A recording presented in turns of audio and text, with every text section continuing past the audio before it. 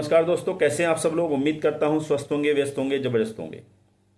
साथियों, जैसा कि कल की वीडियो के माध्यम से मैंने जो 5 मार्च को माननीय सुप्रीम कोर्ट में उत्तराखंड ट्रांसफर पिटिशन मामले में जो सुनवाई हुई थी, उसका ऑर्डर जो है आपके समक्ष जो है वो मैंने हिंदी वर्जन में रखा था। उम्मीद करता हूं आप लोगों ने उसको देखा, समझा और बहुत कुछ चीज़ें स्पष्ट भी हुई होंगी।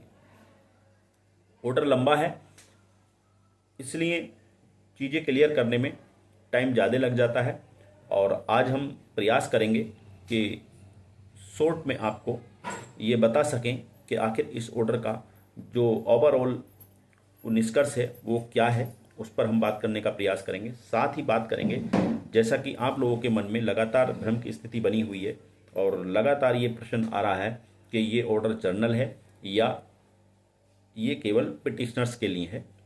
ये चीज़ें आपके मनों में चल रही हैं और इस पर किसी का मत ये है कि ये पिटिशनर्स के लिए, किसी का मत ये कि ये सभी लोगों के लिए है, इन जनरल है। 2021 से 2021 से लेकर और अब तक की जो भर्तियों में आवेदन किए उन सारे आवेदकों के लिए है। ये सारी चीज़ें चल रही हैं। तो इसी के आसपास हम आज बात करेंगे और आप सभी से निवेदन है कि वीडियो में अंत तक बने रहें। साथ ही आप सभी साथियों का स्वागत है आपके चैनल गेट सॉल्यूशन में। और उन सभी साथियों से निवेदन रहेगा जो चैनल पर पहली बार विजिट कर रहे हैं या विजिट कर लिए हैं, विजिट कर रहे हैं, लगातार कर रहे हैं, लेकिन चैनल को सब्सक्राइब नहीं किए हैं। उन सभी साथियों से निवेदन है कि चैनल को सब्सक्राइब कर लें, बेल आइकन को हिट कर लें, ताकि हमारे द्वारा दी जाने वाली शिक्षा जगत से जुड़ी अपडेट्स आप तक समय से पहुंचती रहें। तो शुरू करते हैं साथियों। सबसे पहले तो मैं ये कहूँगा कि ये जो ऑर्डर आया है ये बहुत स्पष्ट ऑर्डर है और इसमें जो पूरे देश में अलग अलग राज्यों में जो आनाकानी कर रही थी सरकारें एनआईएस डीएलएड को लेने के लिए, केवल एक लाइन को आधार बनाते हुए कि ये जो है अदर इंस्टीट्यूशन की व्याख्या नहीं की गई है और अदर इंस्टीट्यूशन पे आके वो वहाँ अटक जा रहा था और उसको गोलमोल वहाँ पे कर रहे थे। इस ऑर्डर में उसको बड़ी अच्छे तरह से क्लियर कर दिया गया। उन्होंने स्पष्ट तौर पे कह दिया है कि अदर इंस्टीट्यूशन मतलब सरकारी विद्यालय भी, यानी सरकारों द्वारा चलाए गए संचालित किए जाने विद्यालय भी, सरकारी विद्यालय भी उसमें आएंगे। ये स्पष्ट हो गया। तो ओवरऑल हम बात करें तो ये बहुत बड़ी जीत है और पूरे भारत के जो हमारे एनआईएस डीएलएड साथी हैं उनकी टेंशन अब लगभग खत्म हो गई है और अब उन्हें जो है कोई भी राज्य सरकार अपनी आने वाली जो भर्तियां हैं उनमें मना नहीं कर पाएगी। बस थोड़ी सी दिक्कत जो है वो जो ऑनगोइंग भर्ती को लेकर के थी उनकी थी, तो वो भी धीरे धीरे आप देख रहे हैं इस ऑर्डर के बाद सारी समाप्त हो जाएंगी। अब अगर हम बात करें कि ये ऑर्डर जर्नल था उत्तराखंड के परिप्रेक्ष्य में, अगर हम ऑल ओवर इंडिया की बात करें तो जर्नल था, लेकिन अगर हम उत्तराखंड की बात करें तो उत्तराखंड के परिप्रेक्ष्य में ये निर्णय क्या पिटिशनर्स के लिए है या जर्नल उन सभी आवेदकों के लिए जिन्होंने 2020-21 से लेके और 24 तक की भर्ती में आवेदन किया हुआ है, क्या उन सब के लिए है ये? तो इस पर हम बात करेंगे। तो उस पर बात करने के लिए हमें जो आपका पैरा नंबर 1 है उस पर ध्यान देने की जरूरत है। उसमें क्या कह रही है माननीय सुप्रीम कोर्ट, उसको देख लेते हैं। पहले पैरा नंबर 1 में जो शुरुआत की है कोर्ट ने अपने ऑर्डर की, वो की है इस आवेदन के माध्यम से आवेदकों के द्वारा आवेदकों ने प्रतिवादी को निर्देश देने के लिए इस न्यायालय से संपर्क किया है। प्रतिवादी कौन है यहाँ पे? Government of Uttarakhand. वे आवेदकों को जो open and distance learning ODL mode के तहत राष्ट्रीय मुक्त विद्यालय शिक्षा संस्थान एनओएस से 18 महीने की डीएलएड योग्यता रखते हैं, चल रही काउंसलिंग प्रक्रिया में भाग लेने की अनुमति दें और बाद में रिक्त पदों पर नियुक्त किया जाए। यानी यह चीज ये स्पष्ट हो जाती है कि जो लोग ट्रांसफर पिटीशन में माननीय सुप्रीम कोर्ट का दरवाजा खटखटाए हैं, यहां पर आवेदक जो सब इस्तेमाल किया गया उन्हीं के लिए किया गया। जो लोग माननीय सुप्रीम कोर्ट के समक्ष ट्रांसफर पिटीशन में याचिका लेकर के गए हैं, उन लोगों को यहाँ पर आवेदक कहा गया है। तो जाहिर सी बात है, जहाँ जहाँ भी आवेदक शब्द आया है वो इन्हीं लोगों के लिए आया है। तो इससे ये स्पष्ट होता है कि जो ऑर्डर है ये अगर उत्तराखंड परिप्रेक्ष्य में हम बात करें तो ये केवल उन लोगों के लिए आया है जो माननीय सुप्रीम कोर्ट में ट्रांसफर पिटीशन में याचिका करते थे, आवेदक थे, उन लोगों के लिए ये ऑर्डर आया है। लेकिन इस बात से इनकार नहीं किया जा सकता कि ये ऑर्डर जो है उन सभी लोगों के लिए रास्ते खोलता है जो 2020-21 से लेकर के आवेदन किए हुए हैं। उसका कारण ये है कि हम इसमें अगर हम थोड़ा सा देखें तो पेज नंबर 8 की हम पेज नंबर हम चलते हैं, पहले 6 पे देख लेते हैं थोड़ा सा। 6 पे 11 नंबर पॉइंट को आप देख लीजिए। 11 नंबर पॉइंट में क्या कह रही है माननीय सुप्रीम कोर्ट। इस न्यायालय ने यह भी माना था, कब माना था, जब 28 नवंबर 2023 का निर्णय दे रही थी। इस न्यायालय ने यह भी माना था कि शिक्षकों की नियुक्ति के लिए धारा 23 के 2 के तहत निर्दिष्ट समय सीमा को पूरा करने के लिए 18 महीने की अवधि निर्धारित की गई थी, यह देखते हुए कि वह सुनिश्चित करने का एक बार अवसर था और सेवारत शिक्षक सेवा में बने रहे। इस न्यायालय ने माना था कि यह 2 साल डिप्लोमा के बराबर नहीं होगा जो अपेक्षित योग्यता है। यानी कि कोर्ट यहाँ पे कह रही है कि हमने ये माना था कि 18 महीने का जो कोर्स है 2 साल के बराबर नहीं होगा, ये वो मान रही है, लेकिन 18 महीने की निर्धारित की गई थी समय सीमा। इसके बाद आप आ जाइए 12 नंबर में, तो इस चीज को न्यायालय माना था और ये 2 साल की अपेक्षित योग्यता नहीं है। ऐसा प्रतीत होता है कि कुछ राज्यों में कुछ भ्रम था और इसलिए समीक्षा याचिकाएं जो हमारे पास आई, यानी कि जो हमारा रिव्यू गया था उसको लेकर के यहाँ पे जिक्र किया गया। इसमें अब आ जाते हैं हम 7 नंबर पैराग्राफ में।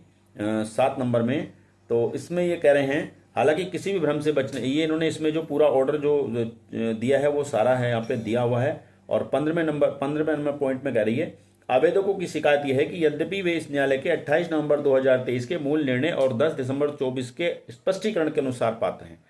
यानी कि यहाँ पर आवेदक ये कह रहे हैं, सुप्रीम कोर्ट से आवेदक की शिकायत यानी ये कर रहे हैं कि हम 28 नवंबर 2023 को भी जो मूल निर्णय है आपका उसके हिसाब से भी हम वैलिड हैं और आपका 10 दिसंबर का जो क्लैरिफिकेशन का निर्णय है उसके हिसाब से भी हम जो है पूरी तरह पात्र हैं।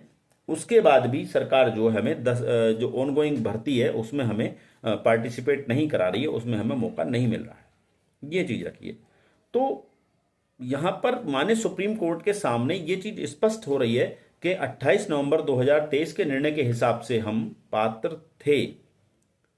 तो ये एक बिंदु बनता है 2020-21 भर्ती में शामिल लोगों के लिए कि भाई हम 28 नवंबर 2023 को वैलिड थे, तो हमें फिर किस आधार पे 20-21 की भर्ती से बाहर रखा गया और हमें वहां पर मौका नहीं दिया गया। और वहां पर ऐसे लोग जो जिनकी एज खत्म हो गई है नई भर्तियों में आने के लिए, उन लोगों के लिए विशेषता ये पॉइंट मतलब बहुत ही महत्वपूर्ण रहेगा। इसके बाद नीचे से सवाल ये आ रहा था कि 23 नंबर जो पॉइंट है उसको क्लियर किया जाए। तो 23 नंबर पे हम बात करें, 23 नंबर की बात करें, 23 नंबर में क्या कह रही है सुप्रीम कोर्ट, इसलिए हम राज्य सरकार को निर्देश देते हैं कि आवेदकों के दावे पर 10 दिसंबर 2024 के स्पष्टीकरण के अनुसार विचार करें और यदि आवेदक योग्य पाए जाते हैं तो उन्हें कानून के अनुसार नियुक्त करें। ये आज से 3 महीने की अवधि के भीतर किया जाएगा। यानी कि यहाँ पे जो बात कही गई है, जो पैरा है 23 नंबर जो बिंदु है, इसमें ये जो बात कही गई है उन्हीं आवेदकों को माना गया है जो जिन आवेदकों का जिक्र पैरा नंबर 1 में किया गया है। यानी कि शुरू में जो ऑर्डर का पेज नंबर 1 है उसमें जिन आवेदकों का जिक्र किया गया उन्हीं आवेदकों के ये स्पष्ट किया गया 23 पैरा नंबर में। तो यानी कि फिर मैं वही कहूंगा कि जो निर्णय है वो अभी जो आप ये मान के चलो कि इन 239 लोग जो हैं उनको आवेदक माना गया और उन्हीं को लेकर के निर्णय है। लेकिन इसका आप ये कतई नहीं मान सकते कि इससे हमारे जो 20-21 वाले साथी हैं उन लोगों के लिए रास्ते नहीं खुलते हैं। हमारा शीर्ष नेतृत्व जो है विश्वमास्टर वाला, उनको बार बार सैल्यूट करना चाहिए कि उन्होंने एक बहुत बड़ा काम किया है। यूं कहिए कि मील का पत्थर जिसको कहना चाहिए वो उन्होंने हासिल की है एक। तो उनके दिमाग में बहुत सारी चीज़ें हैं। ऐसा नहीं है वो केवल अपने लिए काम कर रहे हैं कि 239 लोगों में उनका नाम अगर है तो वो उसके लिए काम कर रहे हैं, ऐसा नहीं है। उनकी नज़र में NSDLED उत्तराखंड के साथी हैं, बल्कि उत्तराखंड छोड़ो, उन्होंने तो पूरे देश के देश के साथियों को इंसाफ दिलाया है।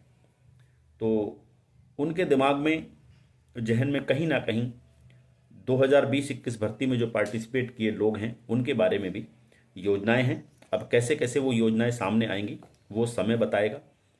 हालांकि मैं ये कहूँगा कि इस ऑनगोइंग भर्ती में 239 लोग हमारे, ये ईश्वर करे इनको वहाँ पे जल्दी काउंसलिंग हो और नियुक्तियाँ मिले।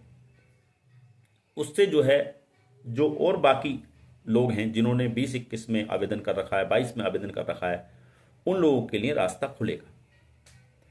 क्योंकि आर्टिकल 14 ये कहता है कि समानता का अधिकार।